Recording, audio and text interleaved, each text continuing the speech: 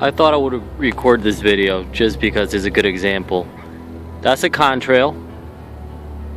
That's a chemtrail. So you can see a big difference there between a contrail, that's a normal airplane, and that's not a normal airplane.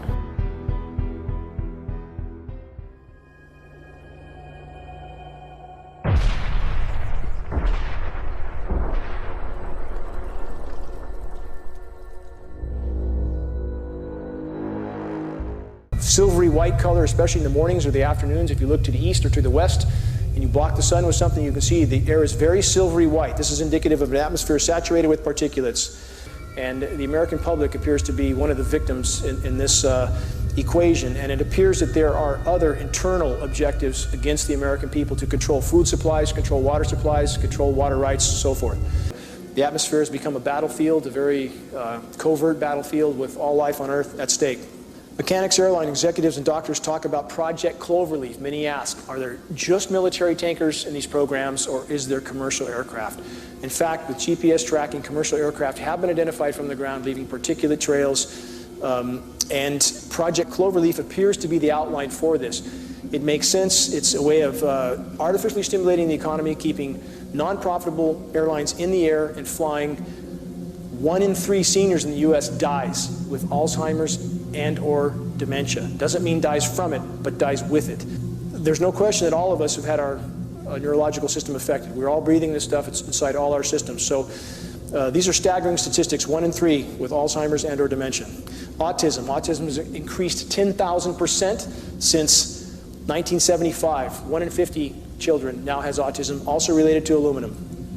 Synergistic effects of environmental and heavy metals. These metals are toxic in and of themselves. When you combine them, they become much more lethal. We've been given studies recently that indicate when mercury and aluminum are combined, toxicity increases as much as 10,000%.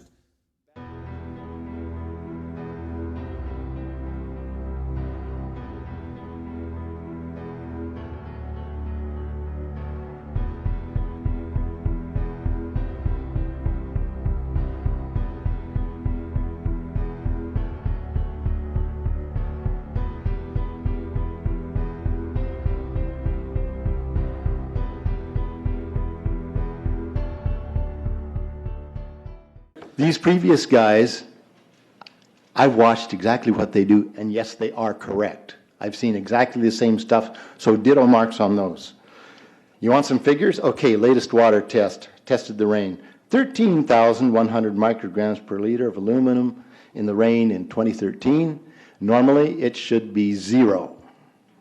So 13,100 is pretty damn much, folks. It used to be 0, then it was 100s in the 2000s. And then since 2010, it's into the 1,000s and the latest 13,100.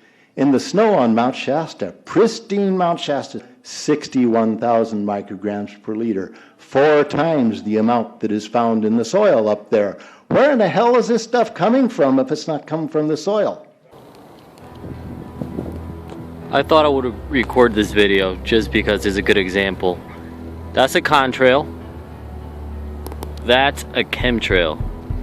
So you can see a big difference there between a contrail, that's a normal airplane, and that's not a normal airplane.